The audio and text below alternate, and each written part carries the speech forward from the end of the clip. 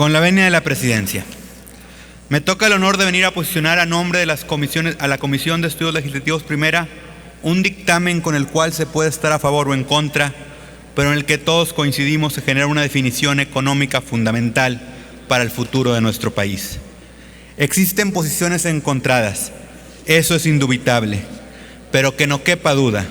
Así como quienes por convicción consideran que esta reforma constitucional en materia energética es la condena del futuro del país, hay quienes consideramos con profunda certeza y consistencia doctrinaria y programática que este es el modelo energético que nuestra nación requiere para desarrollarse en el siglo XXI.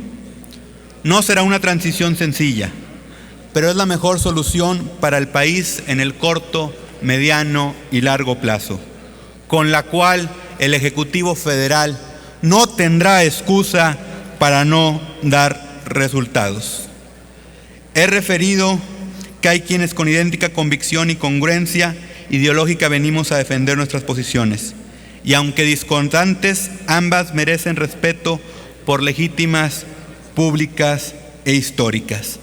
Que no quepa duda, aquí venimos a definir lo que consideramos que es mejor para México. El que es congruente no traiciona. El respeto al ofrecido a los electores de algunos de los que mayoritariamente dictaminamos en comisiones por modificar los artículos 25, 27 y 28 constitucional se refrenda citando el informe a la Nación de Manuel Gómez Morín, respuesta al discurso pronunciado en Chilpancingo por el presidente de la República, general Lázaro Cárdenas, el 20 de febrero de 1940. En el que el más reciente recipiente de la medalla Belisario Domínguez, otorgada por este Senado de la República, dijo, y cito: «Estima el señor presidente que no debe retrocederse en el camino seguido respecto al petróleo, pero no se limita a ello, sino que gravemente afirma que quienes no están de acuerdo con el procedimiento de su gobierno y están vinculados con el interés de los explotadores del pueblo, poco ha sido informado el pueblo de lo hecho en materia de petróleo, fuera de la expropiación misma. Respecto a la expropiación, todos los mexicanos deseamos ardientemente que el arreglo final defienda y garantice la dignidad y la autonomía de la nación y no signifique un gravamen insoportable para el futuro. En cuanto a la organización misma de la industria petrolera, es insostenible la afirmación de que no debe retrocederse en lo hecho por el régimen. Sí debe retrocederse para que esa organización responda a las necesidades nacionales y a los fines nacionales que fueron invocados como su fundamento. Debe retrocederse en cuanto sea necesario para crear un sistema técnico, eficaz, de explotación y aprovechamiento de ese recurso natural que es de México». Más vigentes no pueden ser estas palabras referidas hace casi 15 lustros. Debemos de dejar la dialéctica de descalificar a quienes no concordamos con la estatización absoluta, entonces calificados como explotadores del pueblo, hoy con frases aún más ofensivas. Bien dice lo antes citado, que debe retrocederse en la expropiación en cuanto sea necesario para crear un sistema técnico eficaz de explotación y aprovechamiento de ese recurso natural que es de México. Y eso es precisamente lo que hace la reforma propuesta en el dictamen. Establece condiciones en que nuestro país recibirá mayores utilidades por la extracción de sus recursos naturales, manteniendo la propiedad de estos a favor del Estado mexicano y transformando las paraestatales en la materia en empresas públicas productivas. Se establece un fondo mexicano del petróleo para que esta renta petrolera no se despilfarre y no se quede en la irresponsabilidad del hoy, para que con un fideicomiso público, con un comité técnico de mayoría independiente que será electo por este Senado, podamos darle a las futuras generaciones, a los mexicanos que hoy son niños o los que aún no han nacido, derecho a esta misma renta petrolera. No se acaba con Pemex, no se acaba con CFE, se les transforma en empresas públicas productivas con esquemas orgánicos eficientes, buscando evitar las cargas excesivas laborales y fiscales que no le han permitido alcanzar su potencial.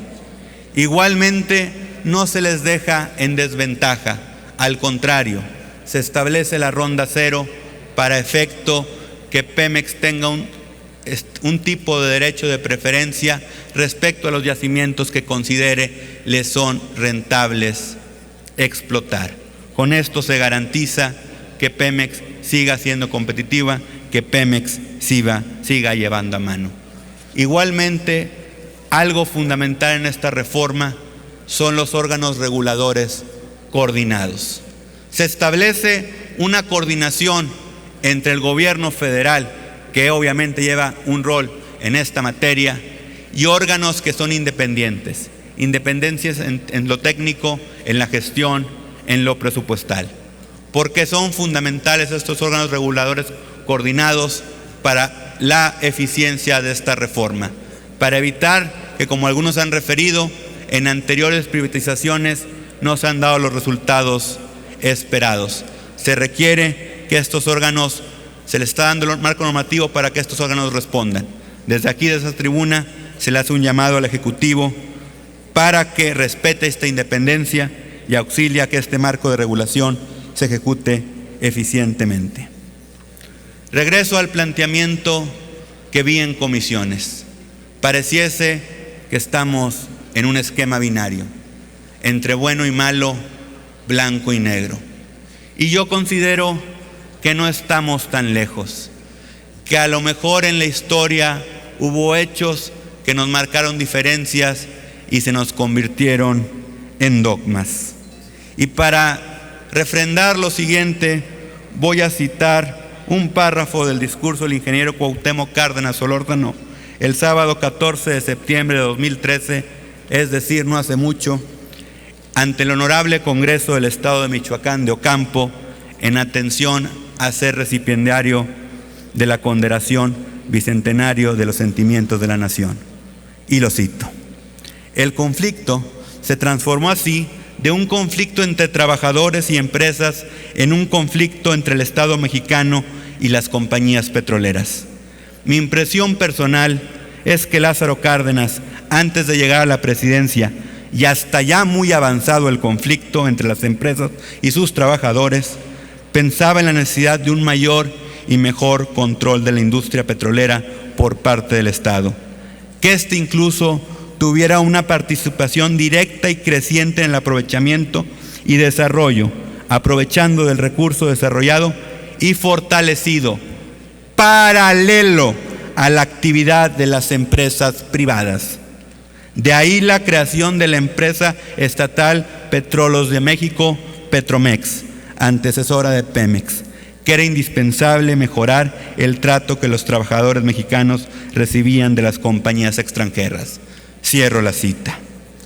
Es decir, en 1938 se tomó una decisión acorde a las condiciones que se generaron, pero incluso los actores de la misma en primer término consideraron lo que esta reforma en 2013 plantea: control de la industria petrolera por parte del Estado, que éste incluso tuviera una participación directa y creciente en el aprovechamiento y desarrollo, aprovechando del recurso desarrollado y fortalecido paralelo a la actividad de las empresas privadas. El problema laboral con las empresas petroleras fue determinante para la expropiación petrolera. Hoy la carga laboral es factor determinante en estas empresas para la reforma. Y un ejemplo de que podamos ponernos de acuerdo y podamos coincidir es que yo creo que todos coincidimos en que es un gran logro cambiar la relación entre la empresa petrolera estatal y su sindicato. Para concluir, por 12 años Acción Nacional buscó esta reforma desde el gobierno. No se dio, pero congruentes con nuestra historia, congruentes con los planteamientos hechos de cara a la ciudadanía y contenidos en nuestra plataforma legislativa, hoy, no desde el gobierno, sino de enfrente, donde también se hace política, damos esta reforma estructural por el bien de México. Y voy a dar una analogía. en estos 12 años anteriores se requería. Eso ya ha sido reconocido. Pero es como el padre de familia que no tuvo acceso a la mejor educación, pero con lo que tuvo pudo salir adelante y le da a su hijo la mejor educación, le da a su hijo su ADN, y con esto no le garantiza el éxito, porque ese hijo tiene racionalidad. Hoy le damos a nuestro México, a nuestro querido México, la reforma estructural que requiere, la mejor preparación para el éxito. Tiene este planteamiento, pero la decisión, la ejecución, le toca al Ejecutivo Federal, es decir, la libertad del hijo. No podemos garantizar el éxito, pero sí podemos garantizar lo siguiente: esta acción nacional está haciendo lo mejor para México, y la exigencia de que se dé resultados, que no haya excusa, será inclaudicable respecto al Ejecutivo Federal. Aprobemos esta reforma por el bien de México, exijámosles al gobierno resultados, que no haya excusa. Muchas gracias.